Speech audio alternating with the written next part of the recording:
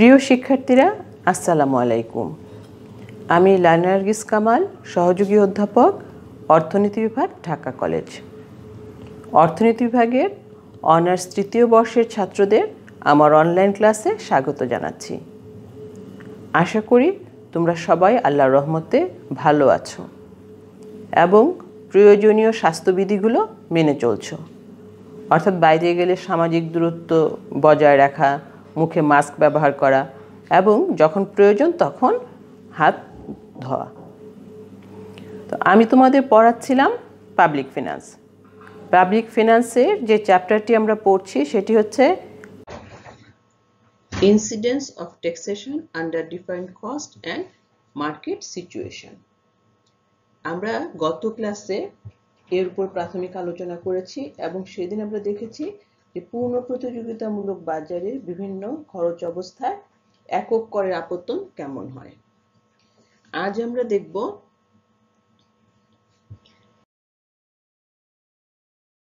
Incidence of ad valorem tax under different cost situation in a perfectly competitive market. অর্থাৎ পূর্ণ প্রতিযোগিতায় বিভিন্ন খরচ অবস্থায় মূল্যানুপাতিক করের আপতন কেমন হবে তাই আমরা জানব। উৎপাদিত দ্রব্যের পরিমাণ ও একক নির্বিশেষে দ্রব্যের মূল্যের উপর নির্দিষ্ট হারে কর আরোপ করা হলে তাকে বলা হয় মূল্যানুপাতিক কর। অর্থাৎ এখানে দ্রব্যের সাইজ বা আয়তন সেগুলো ম্যাটার করে না, দ্রব্যের মূল্যেই সেখানে মূল জিনিসটি থাকে এবং তারই উপর নির্দিষ্ট হারে কর আরোপ করা হয়, সেটিকে আমরা বলি মূল্যানুপাতিক কর। মূল্যানুপাতিক কর আরোপ করা হলে বিক্রয়ের পরিমাণ বাড়ার সাথে সাথে দেখা যায় মোট বিক্রয় মূল্য বাড়ে এবং যার ফলে মোট করও বেড়ে যায়। এবং ক্রয় মূল্যের উপর যদি আনুপাতিক হারে কর আরোপ করা হয় তাহলে মূল্য বৃদ্ধির সাথে সাথে দেখা যায় যে কর পরবর্তী যে চাহিদা রেখা আছে তা মূল চাহিদা রেখা থেকে ক্রমশ দূরে সরে যাবে। অর্থাৎ এই দূরত্বটা ক্রমশ বৃদ্ধি পায় এবং এই জন্যই চাহিদা রেখা বা গড় আয় রেখা মূল অক্ষের বাম দিকে স্থান পরিবর্তন করে থাকে।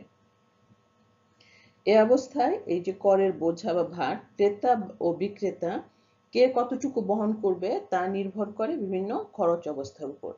এখন আমরা দেখি যে আমরা কোন কোন খরচ অবস্থায় এই মূল্যানুপাতিক করের আপতন দেখব। Incidence of ad valorem tax under constant cost situation, incidence of ad valorem tax under increasing cost situation এবং incidence of ad valorem tax under decreasing cost situation. আমরা এই তিনটি অবস্থায় এখানে একে একে ব্যাখ্যা করব। প্রথমে আমরা দেখছি shifting of ad valorem tax under constant cost situation.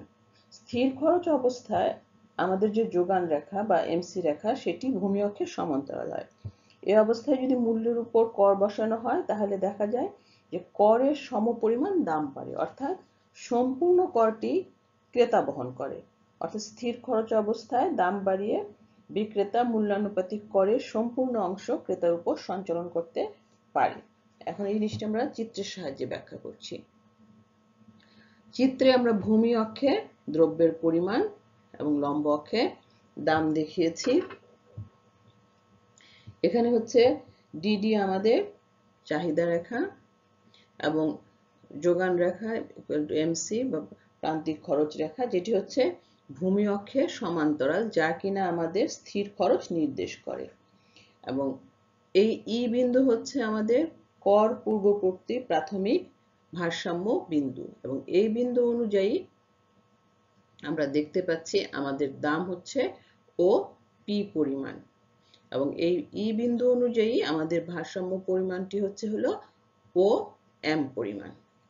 এখন যদি দেখা যায় যে মূল্যের উপর আমাদের এ বি পরিমাণ কর আরোপ করা হয় এবং যেহেতু এটি মূল্যানুপাতিক কর আরোপ করা হচ্ছে সেই জন্য দেখা যায় যে এই চাহিদা রেখা দাম অক্ষের নিচের দিকে স্থান পরিবর্তন করে নতুন যে চাহিদা রেখাটি হবে সেটি হচ্ছে আমাদের DD1। এখন এই DD1 বি বিন্দুতে আমাদের পূর্ববর্তী যে যোগান রেখাটি আছে তার সঙ্গে ছেদ করেছে এবং এইটা হচ্ছে নতুন ভারসাম্য বিন্দু এবং এই নতুন ভারসাম্য বিন্দু অনুযায়ী আমরা দেখতে পাচ্ছি যে এই এ বি কর আরোপের ফলে আমাদের নতুন ভারসাম্য বিন্দু অনুযায়ী আমাদের দ্রব্যের দাম হচ্ছে হলো OP1 পরিমাণ এবং দ্রব্যের পরিমাণ হচ্ছে ON পরিমাণ। তাহলে এখানে আমরা দেখতে পাচ্ছি যে দাম বৃদ্ধির পরিমাণ হচ্ছে PP1, del P equal to PP1 এবং যা কিনা আমাদের কর বৃদ্ধির পরিমাণ যা ছিল AB তার সমান। তাহলে এখানে করের পরিমাণ আমাদের ছিল হলো AB এবং দাম বৃদ্ধির পরিমাণ হলো আমাদের PP1। সুতরাং আমরা চিত্রানুসারে এখানে দেখতে পাচ্ছি যে PP1 এবং AB এরা পরস্পর সমান, যা কিনা আবার করেরও সমান। সুতরাং এখানে বলা যায় যে এখানে করের সমপরিমাণে দাম বৃদ্ধি পাবে, অর্থাৎ এক্ষেত্রে দেখা যাবে যে যে পরিমাণ কর বৃদ্ধি করা হয়েছে তার সম্পূর্ণ বোঝাই বিক্রেতা ক্রেতার উপর মুখবর্তি সঞ্চালন করতে সম্ভব হবে এবং করের সম্পূর্ণ অংশই ক্রেতা বহন করে থাকবে। এরপর আমরা যে অবস্থাটির সম্মুখীন হচ্ছি সেটি হচ্ছে system ad valorem tax under increasing cost situation, অর্থাৎ ক্রমবর্ধমান খরচ অবস্থায় এখানে কি হবে। ক্রমবর্ধমান খরচ অবস্থায় দেখা যায় যে প্রান্তিক খরচ রেখা বা যোগান রেখাটি হচ্ছে ডান দিকে ঊর্ধ্বগামী। এই অবস্থায় মূল্যের উপর যদি কর বসানো হয় তাহলে করের চেয়ে কম পরিমাণে এখানে দাম বৃদ্ধি পায়, অর্থাৎ করের অংশবিশেষ ক্রেতা এবং অংশবিশেষ বিক্রেতা বহন করে। এই সিচুয়েশনটি যদি আমরা চিত্রে দেখি, এখানেও আমরা ভূমি অক্ষে দ্রব্যের পরিমাণ দেখিয়েছি এবং লম্ব অক্ষে দেখিয়েছি হচ্ছে আমাদের দাম বা প্রাইস। ডিডি আমাদের চাহিদা রেখা এবং এস আমাদের যোগান রেখা এবং এই যোগান রেখাটি এখানে ঊর্ধ্বগামী একটি যোগান রেখা। এই এস যোগান রেখা এবং ডিডি চাহিদা রেখা পরস্পর ই বিন্দুতে ছেদ করেছে এবং এই ই বিন্দুতে ছেদ করার ফলে দেখা যাচ্ছে যে আমাদের এই ই বিন্দু অনুযায়ী আমাদের ভারসাম্য দাম হচ্ছে হলো OP পরিমাণ এবং ভারসাম্যের পরিমাণ হচ্ছে হলো OM পরিমাণ। তো এই অবস্থায় যদি দেখা যায় যে এখানে AB পরিমাণ কর আরোপ করা হয়, সেক্ষেত্রে আমাদের যে চাহিদা রেখাটি আছে সেই চাহিদা রেখাটি নতুন ভাবে হয় হচ্ছে DD1। এই চাহিদা রেখাটি মূল্যানুপাতিক কর আরোপ করার ফলে ডিডি চাহিদা রেখা হয়ে গেল এখন আমাদের DD1 চাহিদা রেখা। এই DD1 চাহিদা রেখাটি আমাদের পূর্ববর্তী যোগান রেখার সঙ্গে বি বিন্দুতে ছেদ করেছে এবং এই বি বিন্দু অনুযায়ী আমরা দেখতে পাচ্ছি আমাদের নতুন দাম হচ্ছে OP1 পরিমাণ, অর্থাৎ কর পরবর্তী যে দাম সেটি হচ্ছে আমাদের OP1 এবং কর পরবর্তী আমাদের যে পরিমাণ সেটি হচ্ছে আমাদের ON পরিমাণ। তাহলে এখানে আমরা দেখতে পাচ্ছি যে এই কর আরোপ করার ফলে, অর্থাৎ AB পরিমাণ কর আরোপ করার ফলে আমরা এখানে দেখতে পাচ্ছি যে দাম বৃদ্ধি পেয়েছে PP1 পরিমাণ, বা এখানে আমরা বলতে পারি এটি AC পরিমাণ দাম বৃদ্ধি পেয়েছে। কেন AC পরিমাণ দাম বৃদ্ধি পেয়েছে? কারণ এখানে AB পরিমাণ কর আরোপ করা হয়েছে এবং চিত্র থেকে এটি একটু লক্ষ্য করো যে আমাদের করের পরিমাণ ছিল AB কিন্তু দাম বৃদ্ধি পেয়েছে AC পরিমাণ। সুতরাং এখানে আমরা বলতেই পারি অবশ্যই যে AC is less than AB, অর্থাৎ দাম বৃদ্ধির পরিমাণ করের তুলনায় কম হয়েছে। সুতরাং এখানে বোঝা যাচ্ছে যে করের একটি অংশ এখানে ক্রেতা বহন করবে এবং একটি অংশ বিক্রেতা বহন করে থাকবে। সুতরাং যদি ক্রমবর্ধমান খরচ অবস্থায় মূল্যানুপাতিক কর আরোপ করা হয় পূর্ণ প্রতিযোগিতামূলক বাজারে, তাহলে সেখানে করের বোঝা দুইজনের মাঝখানে অর্থাৎ ক্রেতা এবং বিক্রেতার মাঝখানে ভাগাভাগি হয়ে যায়। একটি অংশ ক্রেতা বহন করে এবং অপর অংশটি বিক্রেতা বহন করে থাকে। এরপর আমরা যে অবস্থাটি দেখব সেটি হচ্ছে ক্রমহ্রাসমান খরচ অবস্থায় মূল্যানুপাতিক করের সঞ্চালন কেমন হয়ে থাকে।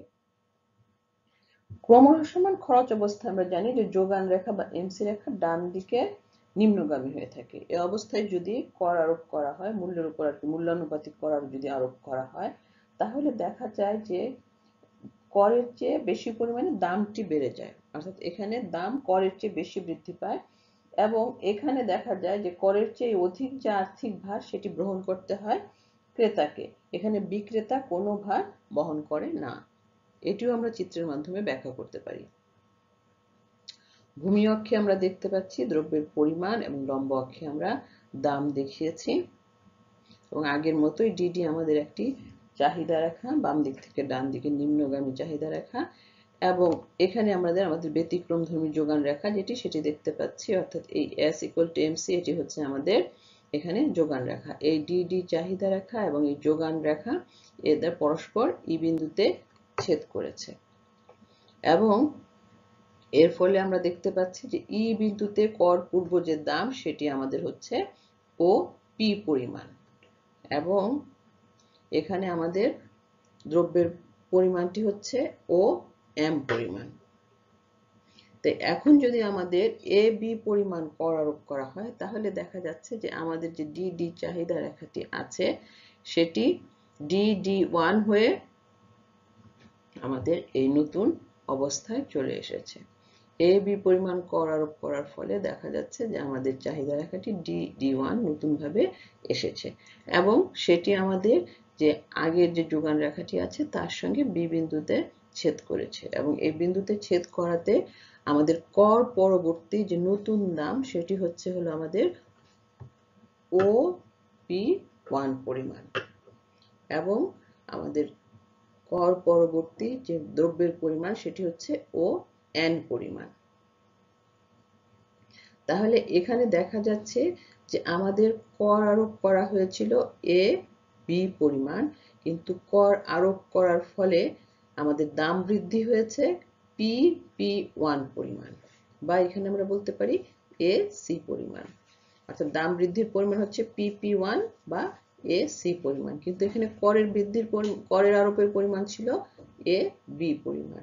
সুতরাং AB পরিমাণ কর আরোপ করার ফলে দাম বৃদ্ধি পেয়েছে AC পরিমাণ। তাহলে এখানে আমরা অবশ্যই বুঝতে পারছি যে কর বৃদ্ধির থেকে দাম বৃদ্ধির পরিমাণ অবশ্যই এখানে অনেক বেশি হয়েছে, কারণ আমরা চিত্র অনুসারে যদি দেখি যে এখানে AC is greater than AB, অর্থাৎ আমরা এখানে বলতেই পারি যে যদি ক্রমহ্রাসমান খরচ অবস্থায় মূল্যানুপাতিক কর আরোপ করা হয় তাহলে পূর্ণ প্রতিযোগিতামূলক বাজারে করের চেয়ে বেশি পরিমাণে দাম বৃদ্ধি পায় এবং এক্ষেত্রে যে করের চেয়েও বেশি যে আর্থিক যে বোঝাটা হলো সেই বোঝাটা সম্পূর্ণভাবে ক্রেতাকে বহন করতে হয়, এখানে বিক্রেতা কোনো করভার বহন করে না।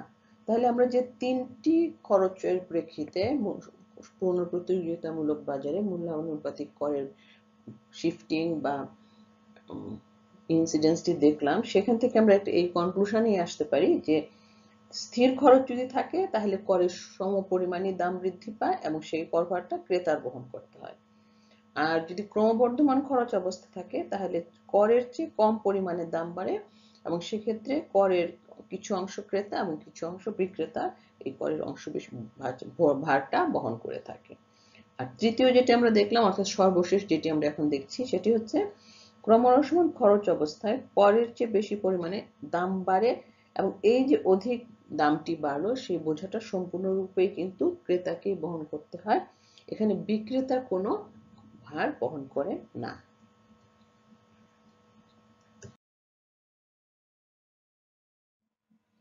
আমরা গত ক্লাসে পূর্ণ প্রতিযোগিতামূলক বাজারের উপর একক করের যে রাজস্ব প্রতিক্রিয়া শিফটিংটি হয় সেটা দেখেছিলাম, আর আজকের ক্লাসে আমরা দেখলাম যে পূর্ণ প্রতিযোগিতামূলক বাজারে বিভিন্ন খরচ অবস্থায় মূল্যানুপাতিক কর যদি আরোপ করা হয় তাহলে কেমন হয়। তো এই দুই অবস্থা দেখার পরে আমাদের এটা জানতে নিশ্চয়ই আগ্রহ হচ্ছে যে এই একক কর বা মূল্যানুপাতিক কর এই দুই ধরনের মধ্যে কোন ধরনের কর আরোপ করলে সরকারের রাজস্ব আদায়ে কি ধরনের প্রতিক্রিয়া দেখা যায়। কারণ আমরা জানি যে কর আরোপের মূল উদ্দেশ্যই থাকে রাজস্ব সংগ্রহ করা এবং এটার জন্য সরকার যে কোনো ধরনের করই কিন্তু আরোপ করতে পারেন। এখন দেখা যায় যে একক কর কিংবা মূল্যানুপাতিক কর যে কোনো ধরনের কর আরোপ করে সরকার কি পরিমাণ কর আদায় করবে সেটির একটি প্রশ্ন থাকে, তবে বলা হয় যে মূল্যানুপাতিক কর কিংবা একক কর আরোপ করে সরকার একই পরিমাণে রাজস্ব আদায় করতে পারে যদি কর পরবর্তী সময়ে দেখা যায় যে উৎপাদন এবং বিক্রয়ের পরিমাণ একই থাকে, এবং এই অবস্থায় দেখা যায় যে রাজস্ব আদায়ের ক্ষেত্রে সরকার উভয় করের মধ্যে উনার পছন্দের ক্ষেত্রে নিরপেক্ষ থাকেন, অর্থাৎ একক কর কিংবা মূল্যানুপাতিক কর যে কোনো ধরনের করই উনি আরোপ করতে পারেন, যেহেতু এখান থেকে দেখা যায় যে একই পরিমাণে কর রাজস্ব আদায় হবে। তো এই বিষয়টি আমরা এখন একটু চিত্রের সাহায্যে ব্যাখ্যা করছি।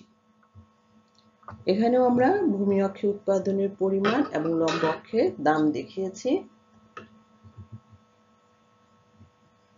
ডিডি আমাদের চাহিদা রেখা এবং এস আমাদের যোগান রেখা। ডিডি চাহিদা রেখা এবং এস যোগান রেখার মাধ্যমে আমাদের ই বিন্দুতে আমরা ভারসাম্য অর্জন করেছি, এবং এই বিন্দু হচ্ছে আমাদের কর পূর্ববর্তী ভারসাম্য বিন্দু, এবং এই ভারসাম্য বিন্দু অনুযায়ী আমরা দেখতে পাচ্ছি আমাদের দ্রব্যের দাম নির্ধারিত হয়েছে ও পি পরিমাণ, এবং দ্রব্যের পরিমাণ হচ্ছে ও এম পরিমাণ।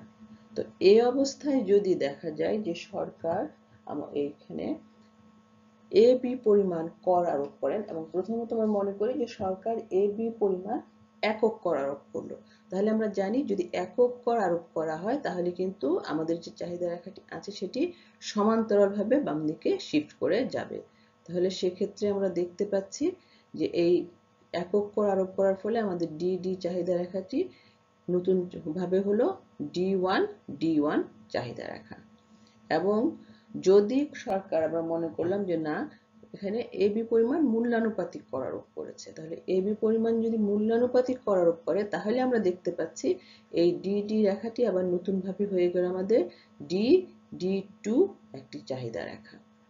তাহলে একক কর আরোপ করলে হচ্ছে আমাদের ডি চাহিদা রেখাটি D1 চাহিদা রেখা, আর মূল্যানুপাতিক কর আরোপ করলে সেটি হচ্ছে D2 চাহিদা রেখা। অর্থাৎ একই পরিমাণ কর করা হলেও এই দুই ধরনের করের জন্য চাহিদা রেখার আকৃতি কিন্তু এখানে ভিন্ন ভিন্ন হয়ে গেছে, এবং এখানে আমরা দেখতে পাচ্ছি যে এই দুটো রেখায় আমাদের যোগান রেখার সঙ্গে বি বিন্দুতে ছেদ করেছে, এবং এই অনুযায়ী আমরা যদি দেখি যে আমাদের এখানে কর পরবর্তী যে দাম সেটি হচ্ছে হলো আমাদের ও যে পরিমাণ দাম এখানে নির্ধারিত হয়েছে, এবং দ্রব্যের পরিমাণ আমাদের এখানে নির্ধারিত হয়েছে ও এন পরিমাণ। এখন যেহেতু এখানে আমাদের দেখতে পাচ্ছি যে আমাদের D1 চাহিদা রেখা এবং D2 চাহিদা রেখা দুটোই কিন্তু আমাদের এস রেখার সঙ্গে বি বিন্দুতে অর্থাৎ একই বিন্দুতে ভারসাম্য অর্জন করেছে, সুতরাং দুটির ক্ষেত্রে দাম বৃদ্ধির পরিমাণ এবং দ্রব্যের উৎপাদনের পরিমাণ সেটি কিন্তু একই রয়েছে, অর্থাৎ এটি ও যে দাম এবং ও এন হচ্ছে দ্রব্যের পরিমাণ এখানে আমরা দেখতে পাচ্ছি।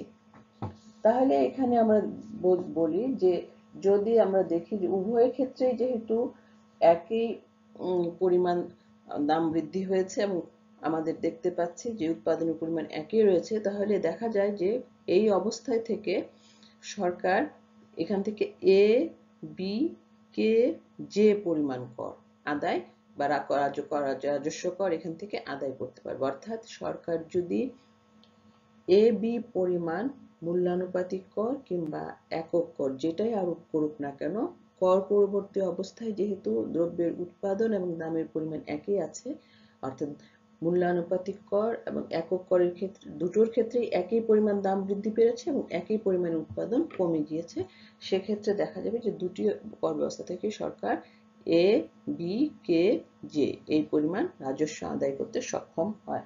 সুতরাং এখানে যেহেতু রাজস্ব আদায়ের কোনো তারতম্য হয় না, সুতরাং এই একক কর এবং মূল্যানুপাতিক করের মধ্যে পছন্দনীয়তার ব্যাপারও দেখা যায় যে সরকার নিরপেক্ষ থেকে যায়। আমরা এতক্ষণ পূর্ণ প্রতিযোগিতামূলক বাজারে বিভিন্ন ধরনের করের আপতন দেখেছি। এখন আমরা দেখব একচেটিয়া বাজারে করের আপতন বা করের সঞ্চালন।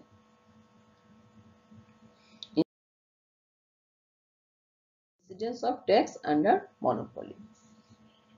একচেটিয়া বাজারে আমরা জানি যে পণ্যের দাম, উৎপাদন এবং যোগানের উপর বিক্রেতার পূর্ণ নিয়ন্ত্রণ থাকে, এবং একচেটিয়া কারবারি পণ্যের দাম এবং যোগানের উপর পূর্ণ নিয়ন্ত্রণ প্রতিষ্ঠা করতে পারে বলে আমরা মনে করি যে কর পরবর্তী সময়ে দাম বৃদ্ধির মাধ্যমে বিক্রেতা করের সম্পূর্ণ অংশই ক্রেতার উপর সঞ্চালন করে দিতে পারবে, কিন্তু আসলে এই ধারণাটা সঠিক না। কর পরবর্তী সময়ে একচেটিয়া বিক্রেতা কতটুকু অংশ নিজে বহন করবে আর কতটুকু অংশই ক্রেতার উপর সঞ্চালন করতে পারবে সেটা কিন্তু নির্ভর করে খরচ অবস্থার উপরে। এখানেও আমরা 3 ধরনের খরচ অবস্থায় এই পরিস্থিতিটি ব্যাখ্যা করব। প্রথম খরচটি হচ্ছে আমাদের incidence of tax under constant cost situation in a monopoly market, দ্বিতীয়টি হচ্ছে incidence of tax under increasing cost situation in a monopoly market, এবং তৃতীয়টি হচ্ছে incidence of tax under decreasing cost situation in a monopoly market, অর্থাৎ ক্রমবর্ধমান স্থির খরচ এবং ক্রমহ্রাসমান এই 3 ধরনের অবস্থার প্রেক্ষিতে আমরা দেখব যে কর ভার বহনের ব্যাপারটি কিভাবে আসে। তো প্রথমে আমরা দেখছি incidence of tax under constant cost situation in a monopoly market। আমরা জানি যে একচেটিয়া বাজারে আমাদের যে এভারেজ রেভিনিউ এবং মার্জিনাল রেভিনিউ কার্ভ আছে, এই রেখা দুটো আসলে ডান দিকে নিম্নগামী হয়। আর যদি স্থির খরচ থাকে তাহলে স্থির খরচ অবস্থায় আমাদের মার্জিনাল কস্ট যে রেখাটি আছে সেটি হচ্ছে ভূমি অক্ষের সমান্তরাল হয়ে থাকে, এবং দেখা যায় যে কর আরোপ করার ফলে এই মার্জিনাল কস্ট রেখাটি উপরের দিকে স্থান পরিবর্তন করে এবং কর আরোপের পর করের অর্ধেকের সমপরিমাণে দামটি বাড়ে, অর্থাৎ ট্যাক্সের দাম যা বাড়ে সেটি হচ্ছে আমাদের করের অর্ধেক, এবং সেক্ষেত্রে একচেটিয়া কারবারি দাম বৃদ্ধির মাধ্যমে করের অর্ধেকের সমপরিমাণ অর্থটি ক্রেতার কাছ থেকে আদায় করে নিতে সক্ষম হয়। আমরা এখন এটি একটু চিত্রে দেখছি। এখানে আমরা চিত্রে ভূমি অক্ষে উৎপাদনের পরিমাণ এবং লম্ব অক্ষে দাম দেখিয়েছি, এবং এটি হচ্ছে আমাদের বাম দিক থেকে ডান দিকে নিম্নগামী আমরা জানি এভারেজ রেভিনিউ কার্ভ, এবং এটি হচ্ছে আমাদের মার্জিনাল রেভিনিউ কার্ভ, এবং এটি হচ্ছে আমাদের মার্জিনাল কস্ট কার্ভ। এবং এখানে আমরা দেখতে পাচ্ছি যে স্থির খরচ নির্দেশ করে বলে এই রেখাটির এখানে এইরকম অবস্থা আছে, এবং এখানে আমাদের ভারসাম্য বিন্দু হচ্ছে দেখা যাচ্ছে হলো এখানে ই, এবং এই ই বিন্দু অনুযায়ী আমাদের ভারসাম্য দাম নির্ধারিত হয়েছে ও পি পরিমাণ, এবং এটি হচ্ছে আমাদের কর পূর্ববর্তী দাম, এবং এই ই বিন্দু অনুযায়ী আমাদের ভারসাম্য উৎপাদনের পরিমাণ হচ্ছে হলো ও এম পরিমাণ। এখন আমরা মনে করি যে এই অবস্থায় সরকার এখানে কর আরোপ করলো, এবং সেই করের পরিমাণ হচ্ছে আমাদের এ বি পরিমাণ। এই কর আরোপ করার ফলে আমাদের এই এমসি রেখাটি স্থান পরিবর্তন করে হলো হচ্ছে আমাদের এমসি টি।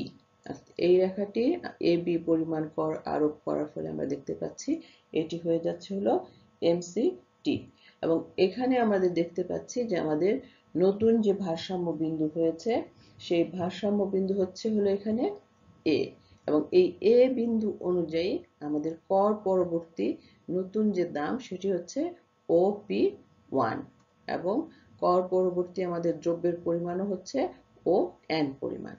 তাহলে এখানে আমরা দেখতে পাচ্ছি যে দাম বৃদ্ধির পরিমাণ হচ্ছে পি1 পরিমাণ, এখানে দাম বৃদ্ধি পেয়েছে পি1, বা আমরা বলতে পারি সেটিকে এজি এর সমান, কিন্তু এখানে আমাদের কর বৃদ্ধির পরিমাণ করের পরিমাণ কত ছিল, করের পরিমাণ ছিল কিন্তু এ বি পরিমাণ, করের পরিমাণ ছিল এ বি, দাম বৃদ্ধি পেয়েছে আমাদের এ জি পরিমাণ, এবং চিত্রানুসারে আমরা যদি দেখি তাহলে এই এ জি হচ্ছে হাফ অফ এ বি, অর্থাৎ এই এ বি এর অর্ধেক হচ্ছে এজি।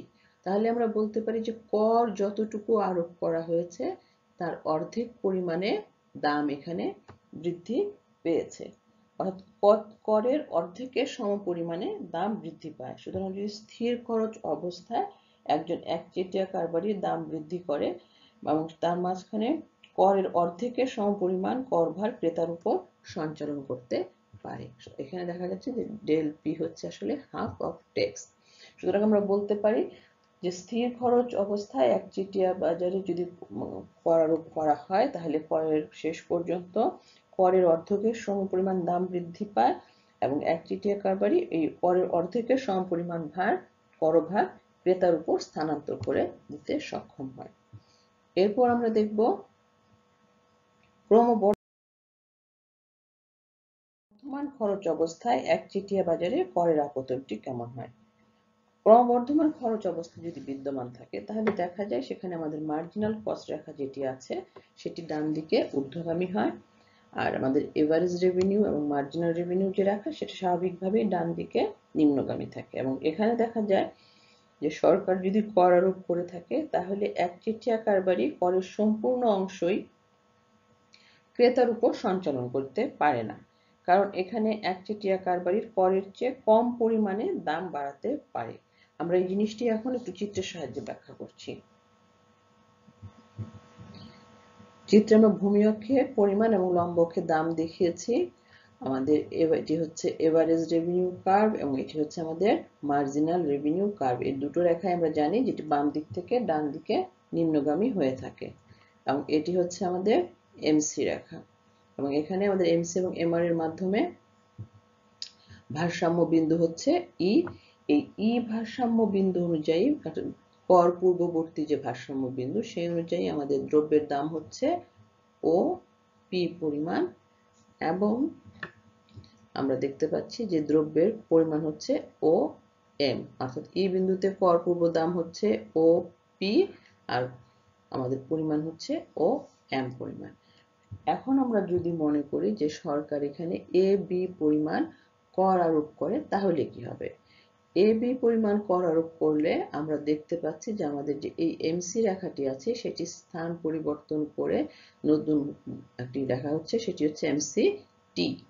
এ বি পরিমাণ কর আরোপ করার ফলে আমাদের এমসি রেখা নতুন অবস্থানে চলে গেল, সেটি হচ্ছে এমসি টি। এবং এমসি টি রেখাটি আমাদের এমআর রেখার সাথে এ বিন্দুতে ছেদ করেছে এবং এটি হচ্ছে আমাদের কর পরবর্তী নতুন ভারসাম্য বিন্দু।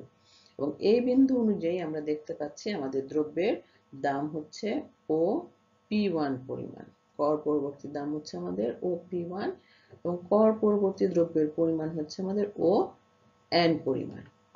তাহলে এখানে আমরা দেখতে পাচ্ছি যে আমাদের করের পরিমাণ ছিল হচ্ছে এখানে এ বি, আর দাম বৃদ্ধি পেয়েছে হলো পি পি ওয়ান বা জি এইচ পরিমাণ।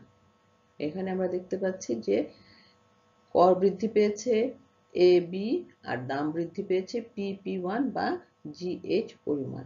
অর্থাৎ এখানে আমরা বলতে পারি যে জি এইচ যেটি আমাদের আছে সেটি অবশ্যই লেস দেন এ বি, অর্থাৎ আমাদের এই যে অংশটুকু আছে জি এইচ সেটি আমাদের যে করের পরিমাণ আছে এ বি তার থেকে কম। সুতরাং এই অবস্থা দেখে আমরা সিদ্ধান্তে আসতে পারি যে এখানে দাম বৃদ্ধির পরিমাণটি করের চেয়ে কম। তাই বলা যায় যে যদি ক্রমবর্ধমান খরচ অবস্থা থাকে তাহলে একচেটিয়া ব্যবসায়ী দাম বৃদ্ধির মাধ্যমে করের সম্পূর্ণ ভার ক্রেতার উপর সঞ্চালন করতে পারে না। এখানে কিছু অংশ ক্রেতা এবং কিছু অংশ বিক্রেতা দুজনে মিলেই বহন করতে হয়। এরপর আমরা যে অবস্থাটির সম্মুখীন হচ্ছি সেটি হচ্ছে ইনসিডেন্স অফ ট্যাক্স আন্ডার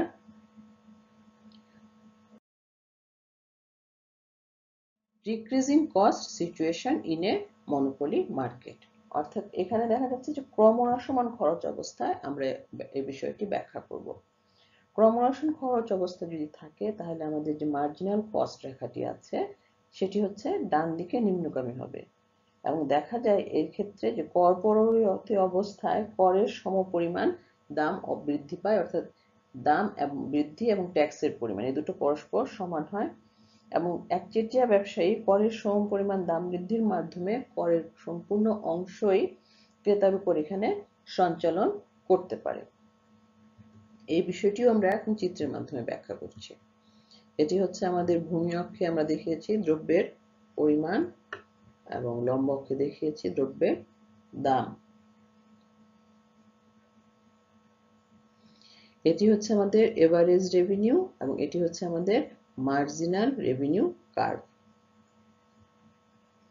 এটি হচ্ছে আমাদের মার্জিনাল কস্ট কার্ভ, এবং এই মার্জিনাল কস্ট কার্ভটি কিন্তু যেহেতু এখানে আমরা বলছি ক্রমহ্রাসমান খরচ তাই এটি বাম দিক থেকে ডান দিকে নিম্নগামী।